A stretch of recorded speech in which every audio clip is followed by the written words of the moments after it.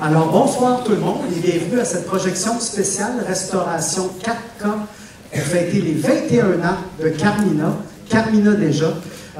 Carmina et Fantasia ont une histoire en fait qui suivent parce qu'on est né la même année, en 1996. Et donc, c'est avec beaucoup d'émotion évidemment qu'on rend hommage à ton film, Gabriel, ce soir. Mais avant ça, on aimerait, vous êtes probablement au courant, on aimerait rendre hommage à la productrice donc, qui a produit Carmina, Nicole Robert. Je vais mettre mes lunettes parce que je vieillis aussi. Alors donc, rapidement, Nicole fait ses beaux-arts, se part une compagnie d'animation qui s'appelle Animbec. Au début des années... Animbec, c'est ça? Annie Mabec. Il manquait un... Donc, Annie Mabec. Après quoi, elle est invitée par Rod Demers à participer à la production de quelques films. Elle accepte volontiers et ça donne en 1984 La guerre des tucs. Comme premier film, je pense que c'est dur de demander mieux. C'est dur de mieux marquer l'histoire du cinéma québécois. Et ça nous donne déjà une idée, je trouve, de l'œuvre de Nicole et de ce qu'elle va faire. Après quoi, on regarde pas en arrière. 29 films en moins de 30 ans. 8 millionnaires, c'est pas rien. Le corpus, en fait, des films de Nicole, je trouve qu'il offre un portrait du Québec tantôt rigolo, tantôt triste, tantôt nostalgique, tantôt mélancolique, mais elle pose toujours un regard juste sur notre propre société et surtout, elle a toujours su donner une place importante aux jeunes créateurs et aux jeunes réalisateurs, qu'ils soient scénaristes, qu'ils soient réalisateurs, qu'ils soient acteurs. Elle a toujours su faire une place à la relève et la traiter avec tout le respect qu'il lui doit. Plusieurs personnes auraient aimé être ici ce soir, mais certaines n'ont pas pu venir. Une d'entre elles, Nicole, m'envoie un mot qu'elle me demande de te lire. Chers amis de Fantasia, chers cinéphiles, étant engagé ailleurs, je ne peux pas célébrer avec vous ce soir. Je suis désolé. Néanmoins, je tenais à rendre à Nicole Robert, productrice de longue expérience qui a fait preuve d'innovation tout au long de sa carrière, et elle persiste et elle signe encore aujourd'hui. Bravo, chère Nicole, pour le travail accompli et pour ta contribution au cinéma québécois. Et c'est signé Monique Simard, présidente et chef de la direction de la SODEC.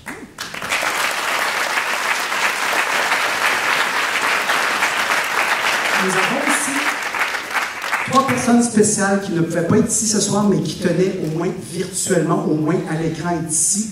Donc, on va baisser la lumière, je m'adresse aux projectionnistes. On va partir les 3 vidéos témoignages. Donc, on va regarder 3 témoignages qui sont pour toi, Nicole, et on revient tout de suite après. Bonsoir, Nicole. J'aurais vraiment aimé être avec vous ce soir pour ton hommage, mais malheureusement, crois-moi ou pas, par un bizarre hasard, on me célèbre, moi aussi, on me fait un hommage au festival Juste pour rire. Écoute, pour tout ce que tu as fait pour le cinéma québécois et pour tout ce que tu vas faire encore, parce que je suis sûr que tu as encore de belles années devant toi, bravo, félicitations, et amuse-toi bien, profites-en, tu le mérites grandement. Ciao, ciao. Bonsoir, je suis désolé de ne pas être parmi vous ce soir, mais je tiens à féliciter chaleureusement ma bonne amie Nicole Robert qui reçoit ce soir le prix Denis Héroux. C'est évident que Fantasia lui remet ce prix, entre autres, parce qu'elle a touché au film de genre, mais je dois dire qu'elle a un parcours exceptionnel et plutôt unique, en fait, dans la cinématographie québécoise. En effet, elle a touché au film de genre, mais elle a aussi touché, en fait, à tous les genres, en travaillant souvent avec de jeunes réalisateurs qui réalisaient leur premier film.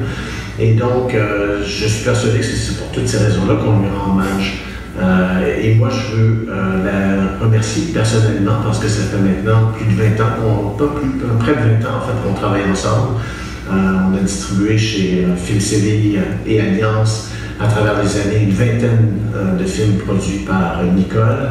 Donc, ma chère Nicole, un grand merci, félicitations et j'espère évidemment que notre collaboration va se poursuivre encore de très nombreuses années. Merci, bonne fin de soirée. Bonsoir tout le monde, c'est Isabelle Cyr, Carmina. Je suis présentement à Cocagne, en Acadie, d'ailleurs ce que je suis.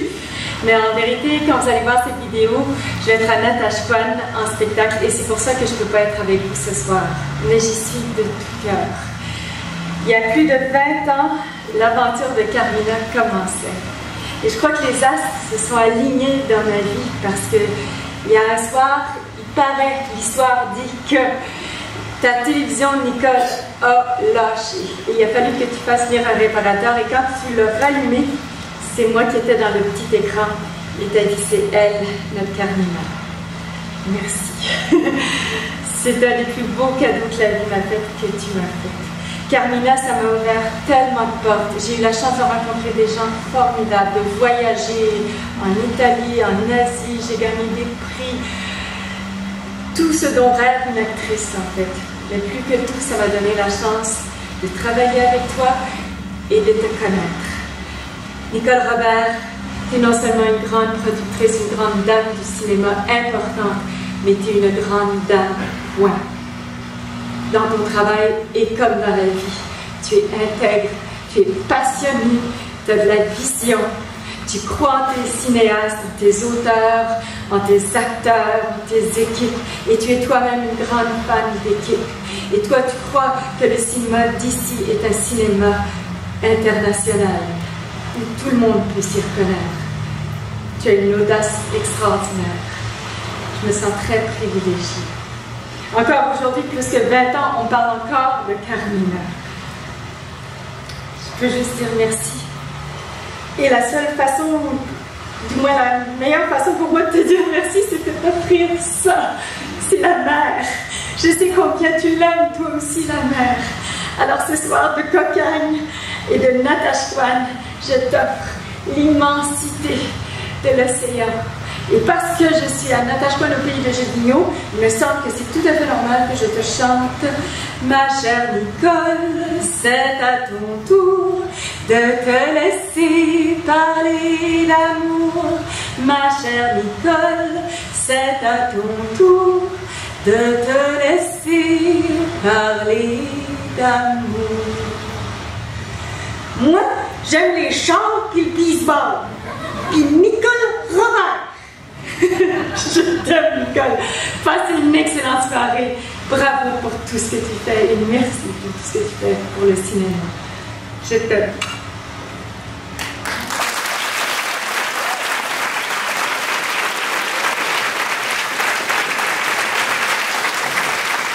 Alors, le prix, en fait, Denis Leroux a été créé l'année dernière.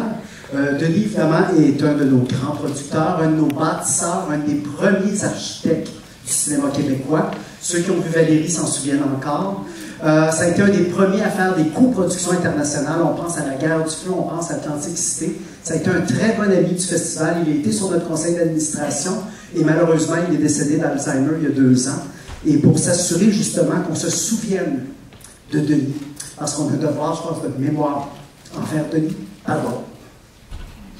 Donc, on a décidé de créer le prix Denis Leroux. Et l'année dernière, c'était la première fois qu'il était remis.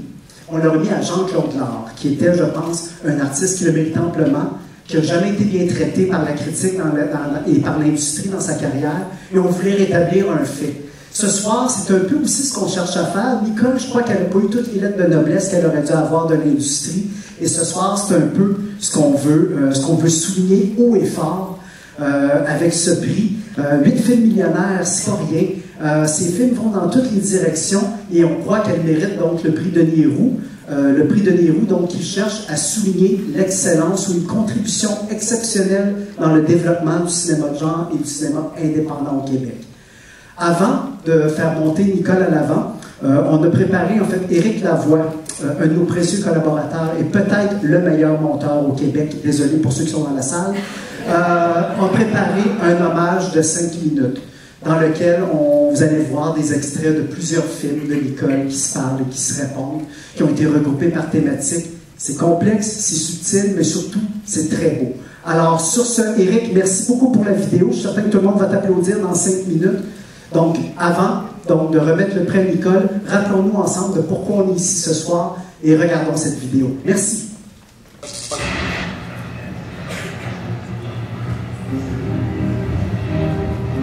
Comment on pouvait expliquer à parents et comment on peut dire au père.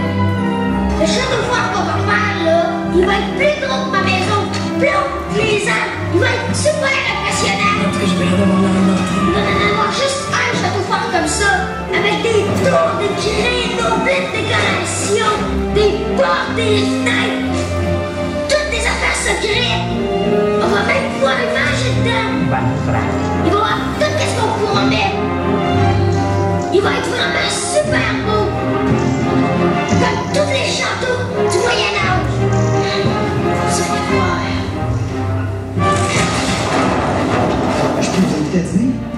italien, ça vous dirait? Quel âge? Marche, pas des niaises. T'es qui, toi, calice? Allez, v'là donc, chier! Allez, tout chier! Hey! T'as parlé comme ça, toi, là! Pas chier, Max. Pourquoi tu te laisses parler comme ça? Le respect de la vie, ça vient pas juste à n'importe qui.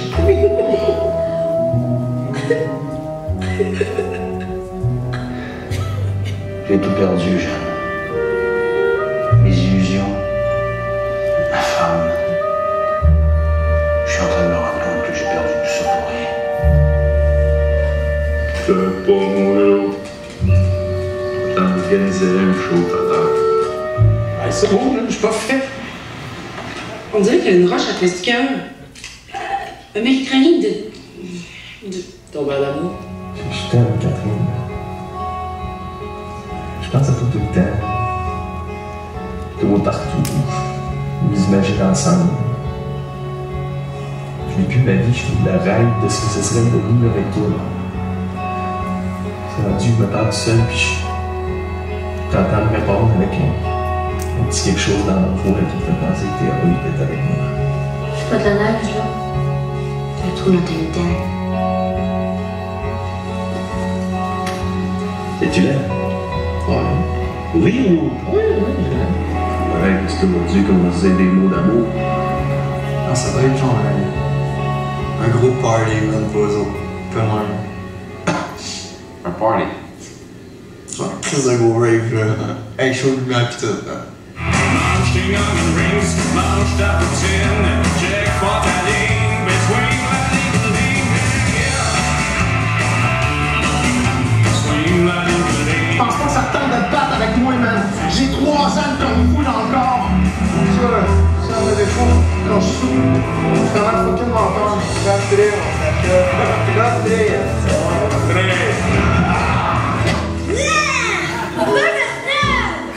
L'homme est de feu, la femme est d'éthiopie. Le diable devient qui souffle encore.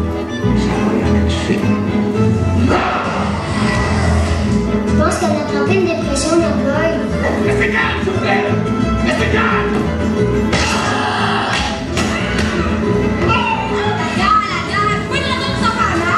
Pas facile de sourire.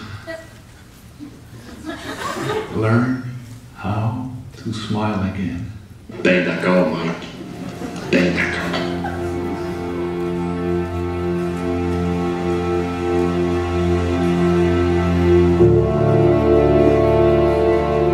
J'ai besoin de lui. Mais c'est pas moi que je montre. Donc je disparais un peu. Je parle pour disparaître.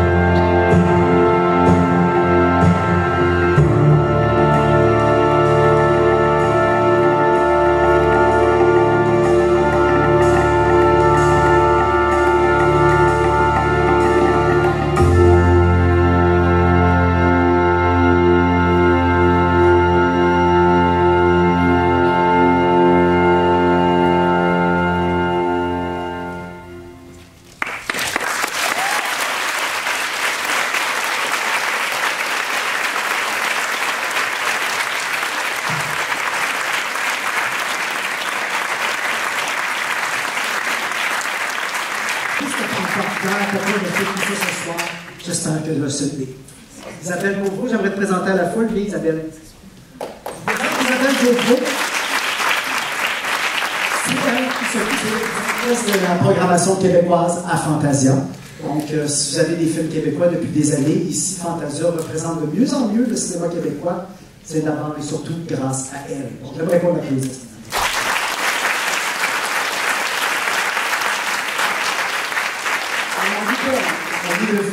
On t'a invité en 2007 à être jury à Fantasia, et depuis ce temps-là, ben, ça a été une amitié entre toi et le festival, amitié inébranlable. Dès la fin de ton jury d'outils, tu nous as dit j'aimerais aider le festival. On t'a invité sur le conseil d'administration, et donc tu es sur le conseil d'administration, mais qui plus est, dans l'industrie du cinéma québécois, tu es peut-être la meilleure ambassadrice et la meilleure défendrice de ce qui est Fantasia, de ce que représente Fantasia. Et on voulait cette année, bon, l'année dernière, on a donné le prix Denis Héroux à Jean-Claude Lard. Cette année, je voulais d'une part le donner à une femme. D'autre part, comme je vous disais tout à l'heure, le prix Denis Héroux, on veut le remettre à des artistes et à des artisans. Parce qu'on connaît aussi l'idée que derrière les films, il n'y a pas que le réalisateur. Il y a les acteurs, il y a les scénaristes, il y a les DOP. Donc, au fil des années, on va chercher à reconnaître, ou du moins à souligner les divers corps de métier dans le cinéma et ces gens-là qui ont contribué, que ce soit de façon minimale, de façon exemplaire, à développer le cinéma indépendant, le cinéma de genre. Et donc, pour nous, c'était une évidence cette année que c'est toi qui devais recevoir le prix. Donc, j'aimerais t'inviter à devant Nicole. Nicole Robert, mesdames et messieurs.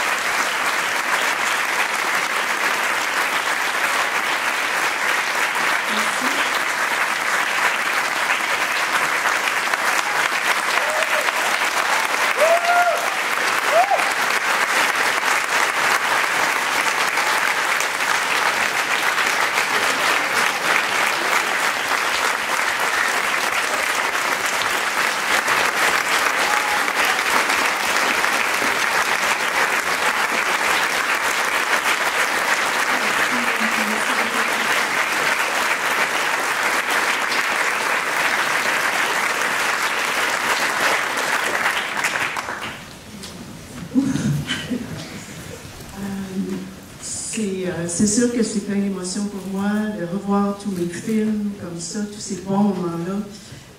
Chaque film est une aventure avec des gens que j'aimais. De voir que Michel Côté prend un moment pour venir me parler, Isabelle Cyr, tous ces gens-là. Vraiment, ça me touche beaucoup. Merci, merci beaucoup Fantasia, vous êtes bon avec moi. Je suis très heureuse de ce prix-là. Denis Héroux est un réalisateur qui a osé, un producteur qui a innové. J'ai un grand respect pour lui et recevoir ce prix-là, c'est un grand honneur pour moi.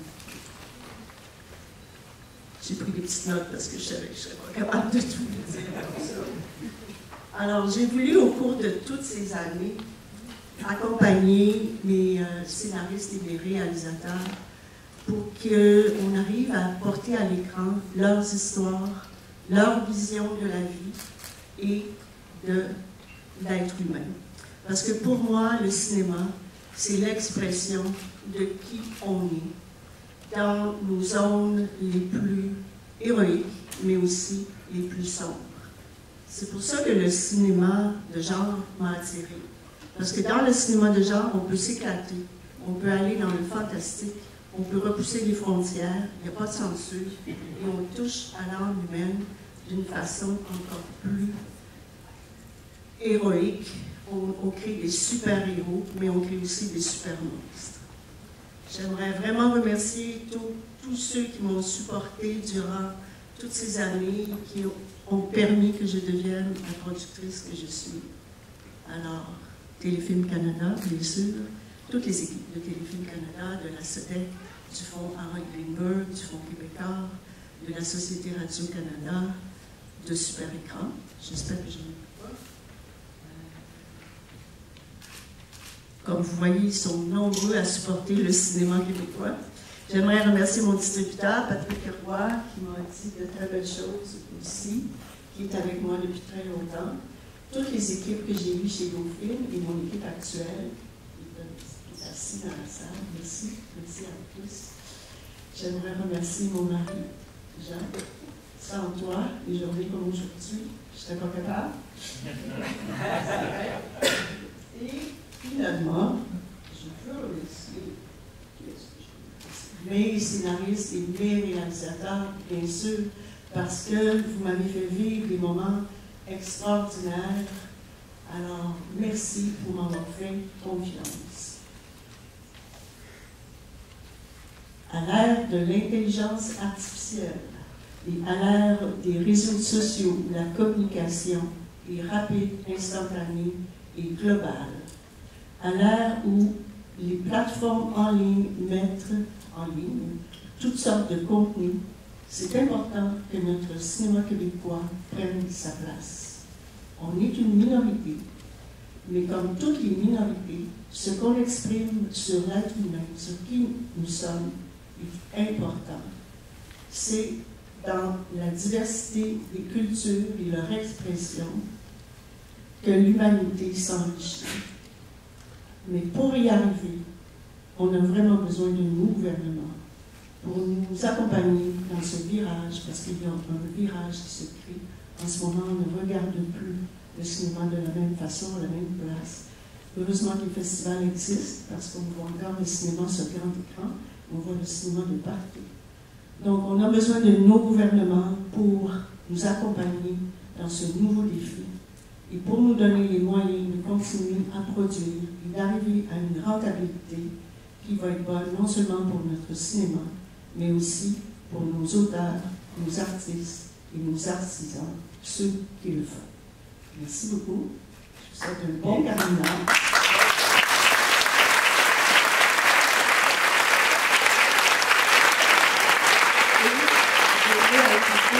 Un dernier merci à Éléphant, parce que le travail qu'ils font est exceptionnel. Ils restaurent nos films. Ils sont réellement la mémoire de notre cinéma. Merci beaucoup, Éléphant. Merci.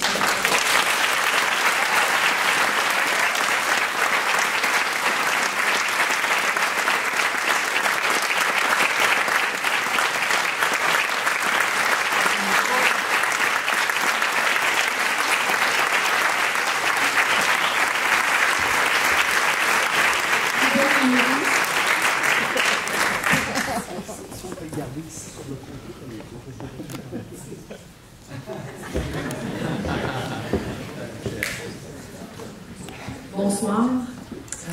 Bonsoir tout le monde. Bonsoir aux artisans du film. Bonsoir aux spectateurs aussi qui sont venus ce soir pour cette belle soirée, cette soirée événement. Alors, juste prendre un instant pour, naturellement, Nicole, je pourrais te reconnaître pour tout ce qui a été dit déjà, mais j'ai un souvenir que je voulais absolument partager, qui a marqué ma vie. Vraiment, je le dis avec beaucoup d'émotion. Moi, j'y rentre il y a 20 ans à l'Impérial quand il y a eu la première de Carmina. J'étais là déjà. Et puis, avec Gabriel, je me souviens très bien, ils nous avaient tous déguisés. Le staff, on avait tout un costume, on était tous déguisés. Puis après ça, l'ultime truc, on avait été invités au party. Ça, là, ça a été, on était tous fous comme des balais. Puis ça nous a, en tout cas, ça m'a nourri profondément de comment c'est des gens qui travaillent, Nicolas en particulier, Gabriel, je le connais moins, mais c'est la vibe, c'est le cinéma, c'est fait pour tout le monde. Le cinéma, c'est une fête inclusive, c'est une fête qui est un partage de ce qu'on est, de ce qu'on veut être, tous ensemble. Ça m'a vraiment marqué profondément. Puis je le porte dans les fantastiques week-ends du cinéma québécois. Puis je sais qu'on le porte aussi comme événement à Fantasia. Une grande famille. Les cinémas, c'est toujours des grands salons. Alors, merci pour cette expérience-là qui est encore chère à mon cœur.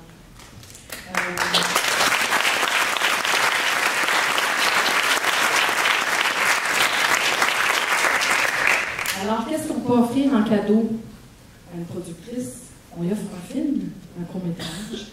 Alors, dans le cadre des Fantastiques Week-ends du cinéma québécois, on a une section qui s'appelle Fantasia m'amuse. On offre à un cinéaste de la relève de faire un court-métrage hommage avant un film qu'on va présenter.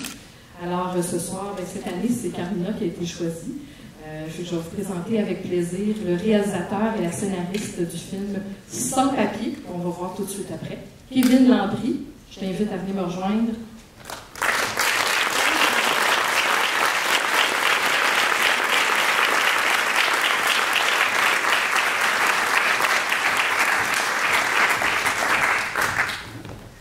Bonsoir.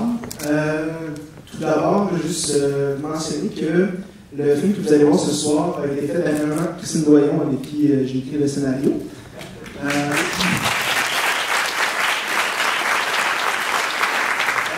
Le film que vous allez voir a été fait en 3 semaines. De la recherche du DVD il y a 3 semaines où on a pu revoir le film en glorieux 4:3. Et jusqu'au mix qui s'est terminé à 1h30 du matin hier soir. Donc, nous, en fait, quand on a écouté le film, on s'est demandé qu'est-ce qui ne passerait pas dans l'histoire de Carmina en 2017. Et il y a deux éléments qui sont sortis. Entre autres, que deux étranges comme Vlad et Carmina ne passeraient jamais aux douanes en 2017. Et que les nouvelles technologies rendraient leur job pas mal plus difficile pour passer inaperçu. Donc, ça a donné sans papier. Et Christine, est-ce quelque chose à ajouter?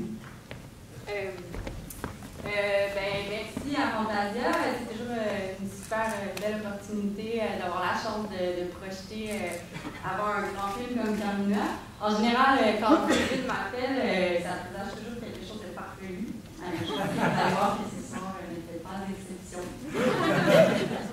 Merci Kevin, merci Fantasia et félicitations Mme Robert pour votre grande carrière. Alors merci.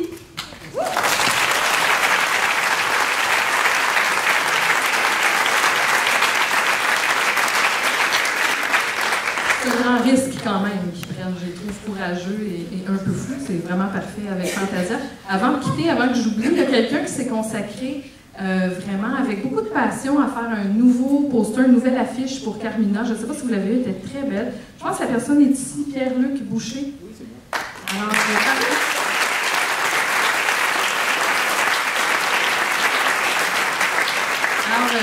sans faire un vilain jeu de mots, je laisse la place au 109. Bon visionnement. Pour vous parler très brièvement, parce qu'on a un film aussi à regarder, je pense. J'aimerais inviter à l'avant Claude Fournier et Marie-Josée Raymond de Éléphant. Donc, je viens de... surprise! Donc, si vous voulez venir en avant, s'il vous plaît, nous parler rapidement de la restauration à laquelle on va assister ce soir. Alors, j'aimerais qu'on accueille chaleureusement l'autre gens du cinéma québécois, Claude Fournier et Marie-Josée Raymond, mesdames et messieurs.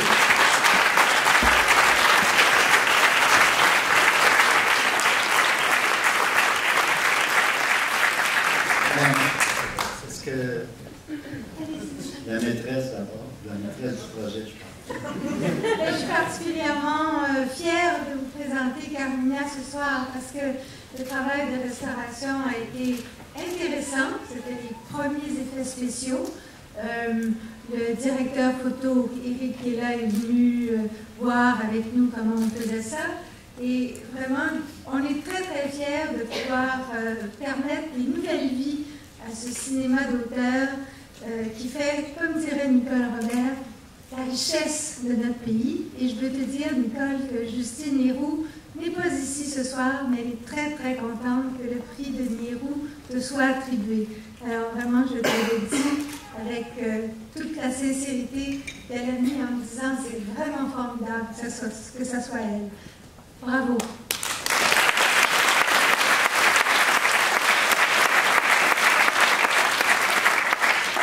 J'ai jamais été un amateur de films de genre et Carmina m'a converti. En travaillant sur ce film-là, j'ai trouvé ça tellement formidable parce que d'abord, le travail de restauration, c'est en général, ça peut être assez compliqué. Dans le cas de Carmina, ça a été fait en 4K.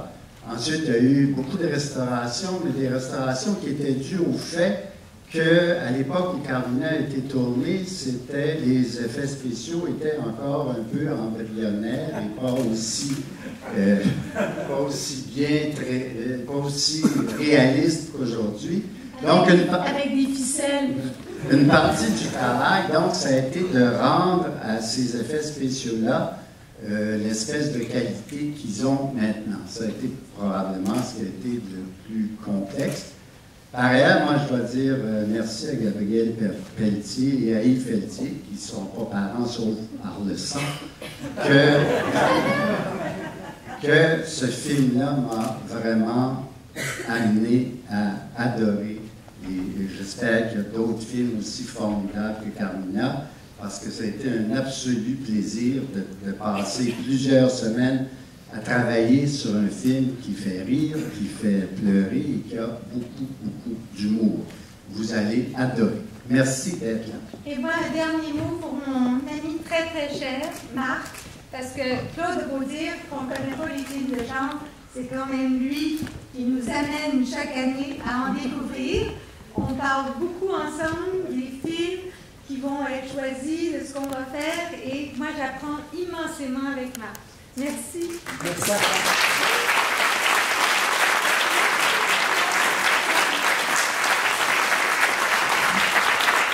D'ailleurs, demain soir, Cinémathèque québécoise, 19h, on présente Rafale d'André Melançon, qui est aussi un film qui a été restauré par nos amis d'Éléphant. Ça, c'est un projet sur lequel je travaille depuis un an avec eux. C'est une demande spéciale que je leur ai faite. Donc, demain, 19h à la Cinémathèque. Mais avant ça, évidemment, on ne pourrait pas commencer le film sans inviter à l'avant Gabriel et Yves Pelletier, s'il vous plaît, mesdames et messieurs, pour nous parler de Carmina.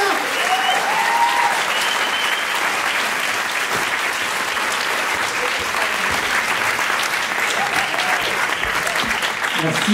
Vous avez eu déjà beaucoup de discours. Écoutez, ça... On va faire ça à la pointe. Oui, c'est ça. Moi, ça fait 21 ans, en fait, que j'attends ce moment-là, parce que, comme disait Marc, on a sorti le film juste avant que Fantasia existe. D'ailleurs, Pierre Corbeil on était allé au Festival fantastique du film fantastique de Bruxelles. J'avais vu Pierre Corbeil qui, justement, cherchait des films pour commencer. Malheureusement, nous, on sortait en salle. Alors, ça fait 21 ans qu'on veut être à Fantasia. Merci, Marc, de nous accueillir. Enfin, je ne peux pas rendre hommage à Nicole. Nicole, écoute, on ne dira pas aux autres, mais tu es ma productrice préférée. Vraiment, je pense que ça prenait de la folie, une folie douce pour pouvoir faire un film comme ça, de croire dans un film comme ça. Moi, j'étais en vacances en Guadeloupe, puis là, j'étais en train de lire Le Stade, le vampire, puis je reçois un téléphone d'une femme qui me dit « Écoute, ça te tente-tu de faire un film de vampire? » J'ai dit oui, évidemment. Et ça a donné ça. Ça a été une aventure merveilleuse. Et la folie, elle a continué à être lue. Oui. Merci infiniment, Nicole. On a vu tout à l'heure dans le petit montage de tous tes films que au-delà du fait que tu as une force discrète et tranquille, aussi tu as un flair du tonnerre pour les films qui ont un ton différent, qui ont un propos différent. J'ai souvent, comme dans le cinéma québécois, une espèce de c'est binaire. C'est soit le cinéma de divertissement ou le cinéma d'auteur. Puis entre les deux, il y a toute une panoplie d'autres propositions. Toi, tu es à l'écoute de ça. Merci. Bravo.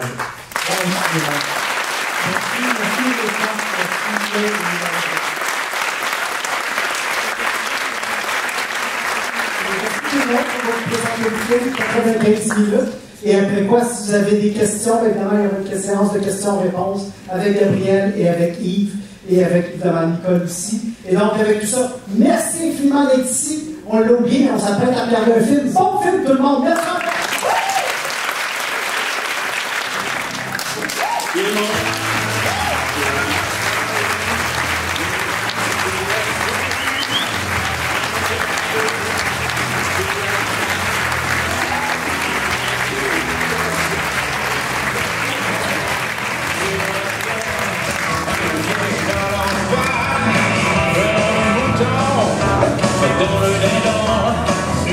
Présentation de moi, Vladimir Sanguinax, businessman très navet. La recherche, madame, beaucoup d'argent pour mariage canadien, qualité requise de féminine épouse, repasser vestiment, préparer potion hebdomadaire, engendrer progéniture de Vlad, etc. Bonne franquette.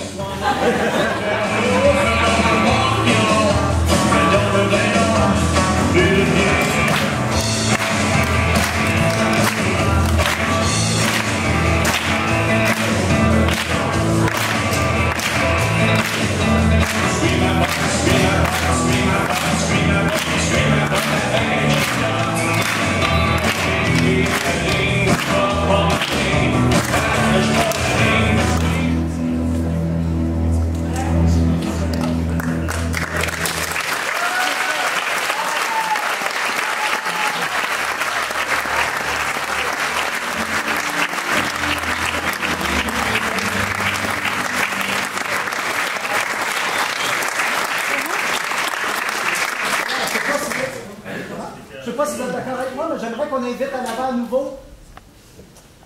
Oui!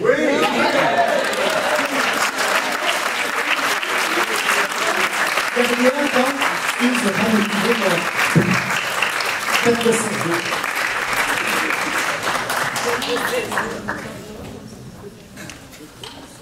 Donc, évidemment, s'il y a des questions. J'ai des questions. Je ne veux pas vous retenir.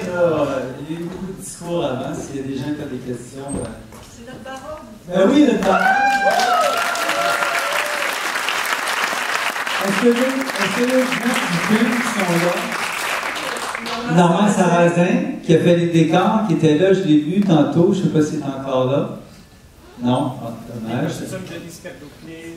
Oui, Maquillage de Pierre Saint-Don, des heures de maquillage. Oui, il a gagné un génie avec ça aussi, Pierre Saint-Don. Parce qu'on avait été nominé au génie, on avait eu 13 nominations au génie. On avait été un petit peu boulé par la critique ici, mais quand on est arrivé au génie, 13 nominations, c'était la révélation. Les chats n'existaient pas non plus. Oui, on a manqué notre coup avec Fantasia, puis les Jutras aussi. Oui, ça a été créé l'année suivante aussi, les Jutras. On avait une question ici, je crois que tu avais levé la main. Oui, Commencer par toi. Premièrement, je suis vraiment content de voir la version restaurée parce que quand j'ai fait l'affiche, j'avais la nouvelle affiche, j'ai eu accès juste à une... J'en veux une. Ah oui, c'est vrai, ça peut s'arranger. J'avais accès à une version, une copie VHS que quelqu'un avait mis sur YouTube, traduit en anglais. Fait que j'ai pas apprécié le film à son plein potentiel jusqu'à ce soir. C'était vraiment bon. J'ai remarqué plein de détails. Et puis, surtout, je me demandais à quel point il y avait de l'improvisation ou à quel point il y avait eu des blagues ou des moments qui ont été trouvés comme en répétition avec les acteurs et tout ça. En fait, il y avait très peu d'improvisation. Le scénario, grâce à Yves, surtout, était vraiment très bien écrit. Puis, par exemple, la scène avec le grand-duc, tout ça, on avait... en fait, on a improvisé en répétition. Une des choses qui était bien, c'est qu'on a eu beaucoup de répétitions pour faire une espèce de chorégraphie de quand pogne les organes et autres. Un truc qui n'était pas improvisé, mais c'est parce que la scène du combat entre Gildor et moi, oui. Quand on est maquillé en vampire comme ça, la première chose qu'on souhaite, c'est l'enlever. Et on était pendant toute une journée dans la scène de combat et les gens qui avaient été engagés pour faire la chorégraphie, ça ne fitait pas du tout. Alors c'est Gildor et moi, on a pris un genre de 20 minutes puis on a c'est nous qui avons fait la chorégraphie. Oui. Et donc, vous l'avez écrit en 20 minutes à deux. Oui, en fait, cette scène-là, en fait, on commençait à manquer de budget. Alors, il fallait trouver des ressources donc, pour faire un combat. On ne pouvait pas multiplier les effets spéciaux. Déjà, on était à l'enfance des effets spéciaux au Québec, en tout cas. Alors, c'est ça, l'idée, c'était de se fier à l'humour et d'avoir un combat main à main. D'autres questions? Oui, à l'arrière. Moi, j'ai adoré le film. J'ai pas eu la chance de le voir quand il est sorti, j'avais 12 ans. Puis j'ai juste revu quand j'avais 15 ans. J'ai pas eu la chance de le voir au complet le film. De le voir ce soir, j'avais l'air de retomber en enfance. La question pour Mme Robert, serait-ce possible d'avoir une réédition en DVD, étant donné que le moins cher qu'on peut trouver sur eBay est 199$. C'est ma suggestion. Je vais m'occuper de ça parce qu'il y a beaucoup de demandes. En fait, c'est toujours le travail d'un distributeur de faire ça. Mais notre distributeur de l'époque n'est plus là, et donc j'ai retrouvé les droits, mais il faut que je m'en occupe parce qu'il y a vraiment beaucoup de demandes. Mais il est quand même disponible sur iTunes Éléphant. Par Éléphant, oui. Ouais, et on peut l'acheter. 3,99, 4,99 en HD. C'est vraiment pas cher. Tu peux l'enregistrer, le regarder autant de fois que tu veux. C'est encore la meilleure façon de le voir dans toute la haute définition. Parce que le DVD ne ressemblera pas à ça, de toute façon. Et donc, puis Éléphant, écoute, il y a plus de 160 films tous aussi bons les uns que les autres. 250. Donc, combien? 250 de la bouche de M. Fournier. Voilà. Je voudrais féliciter Claude, bravo pour l'image.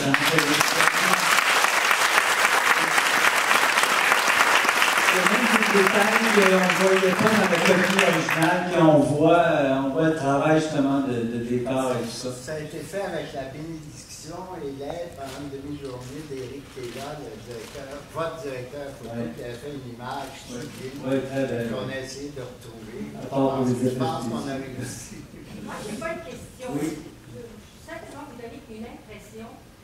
J'ai vu une beauté extraordinaire dans ce film-là. Les décors, les costumes, le jeu des comédiens, je suis complètement abasourdie par autant de beauté, de professionnalisme, de talent. Je suis émotivement ébranlée par ce film. Merci.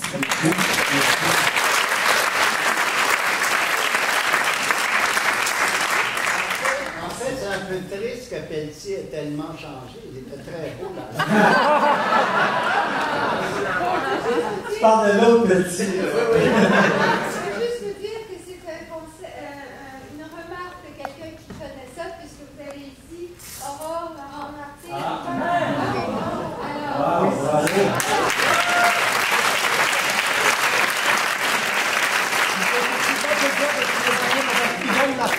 Qui avait joué la petite Aurore l'enfant martyr à l'époque et qui était une nouvelle année du Festival Fantasia, donc on t'applaudit. Voilà.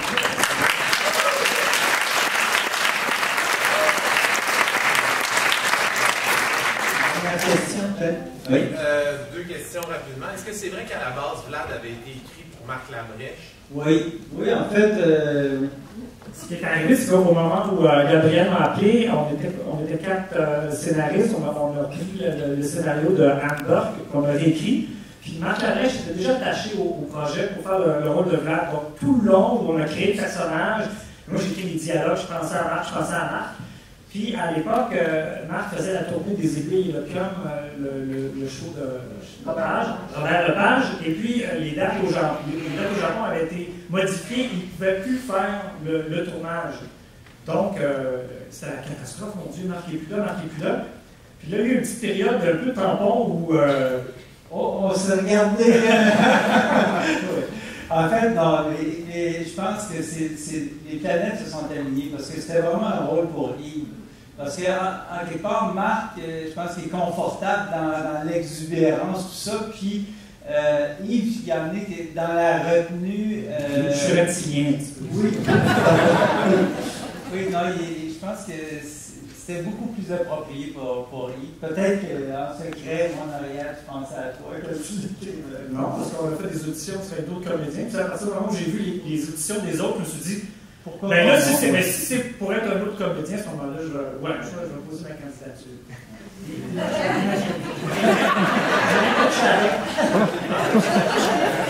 La deuxième question, avoir vu la qualité du court-métrage avant, ça ne vous tente pas de faire un troisième Carmina? Bravo aux gens qui ont fait le court-métrage, c'était très beau, très réussi. Oui, bravo, oui. Vraiment.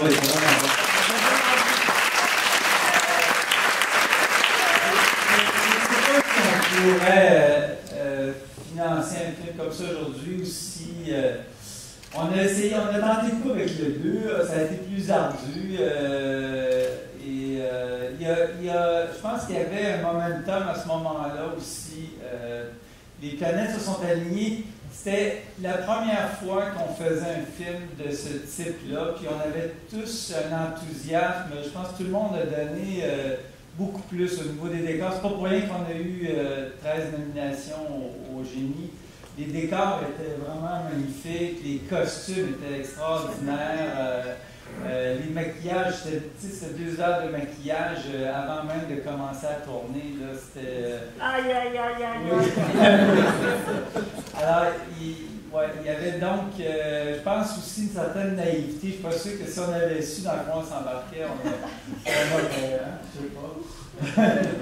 Vive la naïveté! Mais quand même, quand ils mangeaient des huîtres, après on avait un party d'huîtres. Oui. Les accessoiristes avaient pensé, quand la scène des huîtres et du champagne, au cas où il y avait beaucoup de prises, ils avaient acheté des caisses et des caisses d'huîtres et des caisses de champagne. Alors, il y a eu quand même une certaine cohésion dans cette équipe. Non, je n'étais pas dans cette scène-là. Il restait 2 questions, une ici, puis ensuite en haut, donc oui. Sérieusement, là, après tout le temps que j'avais vu, j'avais 14 ans, là, mais ça a très bien vieilli. Sérieusement, bravo encore à toute l'équipe. Même les jokes, les références, les niveaux de jokes, évidemment, je ne comprenais pas à l'époque. C'est vraiment bien réussi. 2 petites questions à rafale, budget, total, le nombre de jours et la question plus à développement. Surtout Mme Robert, avec toute l'expérience que vous avez aujourd'hui, donc, quand vous portez le regard du contexte de production aujourd'hui, si vous pouvez élaborer un peu là-dessus, comparativement à ce que vous avez fait dans le passé avec tout ça, mais surtout avec ce qu'on vient de voir versus aujourd'hui. Une grosse question, ça. On l'a fait avec 3,3 millions, mais juste pour dire comment le contexte de production a changé. Des années plus tard, j'ai fait Sur le seuil avec 3,3. Et encore plus tard, j'ai fait les 7 jours du talion avec 3,3. Donc, l'argent diminue, mais ce qu'on a à faire ne diminue pas si on veut faire quelque chose de différent. Donc, le contexte de production est devenu plus difficile. Je ne pense pas qu'on serait capable. Ça serait un 6 millions là, maintenant. Mais ça donne quand même le goût d'en faire un autre.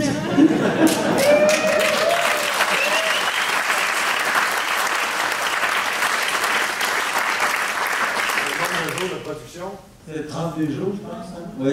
En fait, on avait fait une trentaine de jours, puis après, on est allé chercher quelques plans de modèles. Nicole a travaillé fort pour aller chercher un petit peu plus d'argent pour finir. Je l'ai refinancé 3 fois.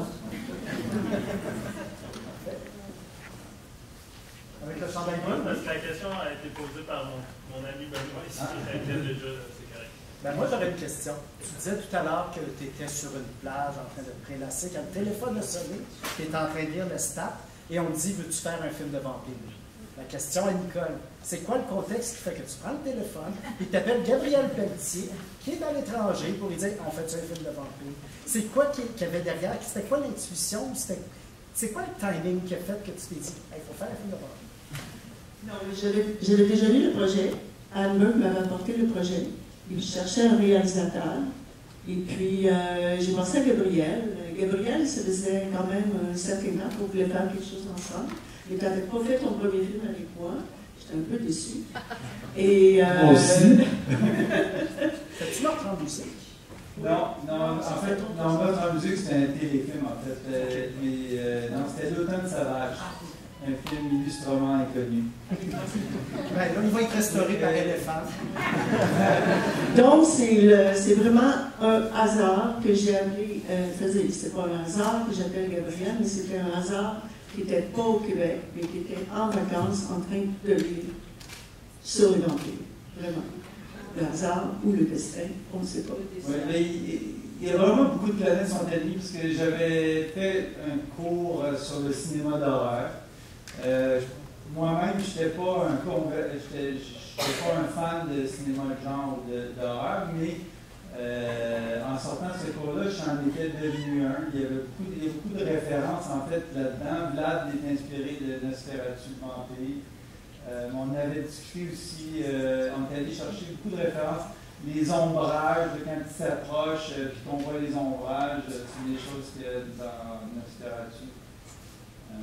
Donc, il y avait des inspirations d'autres classiques. On voyait aussi qu'il y avait des inspirations au niveau des décors dans la première section, entre autres de Coppola. Donc, ça retournait aussi à Bram Stoker, Dracula de Coppola. Quand ils se déplacent, on les déplaçait sur des... Quand on a présenté le film à Bruxelles, au Festival Fantastique, on a fait toutes sortes d'entrevues. À un moment donné, il y a une journaliste qui nous a interviewé, Gabriel et moi. Elle semblait un peu à Amélie Nothomb. Elle parlait de notre vision du vampirisme et c'était très élaboré. Nous, c'est pour faire des blagues. Il y a un petit peu de Anne Rice, il y a un petit peu de Bram Stoker, il y a un petit peu de cinéma Hammer là-dedans. Oui, mais vraiment, votre vision du vampirisme, sont vraiment interpellés. Je fais partie d'une association de vampires. Très vampire, hein. Elle avait une drôle de couleur. Et justement, au Festival de Bruxelles, c'est qu'ils ont on a vu ça en leitmotiv, mais c'est ils crient la porte. Oui, c'est idiosyncratique aussitôt que la porte s'ouvre. Oui, quand quelqu'un arrive en retard, puis que ça fait de la lumière en ouvrant la porte, tout le monde, toute la salle crie la porte. Ou que dans un film d'horreur, quand l'héroïne ou le héros rentre dans une place, et là, il laisse la porte ouverte, puis le monstre va rentrer dans elle, il crie la porte. Je savais que cette phrase-là existait. Oui, ça j'entendais ce moment-là. Moi, j'enregistrais avec ma caméra. Ça a été le délai. Les deux défonçages de porte à Bruxelles ont eu un effet bœuf. Pardon? Les deux défonçages de porte dans le film. C'est le moment quand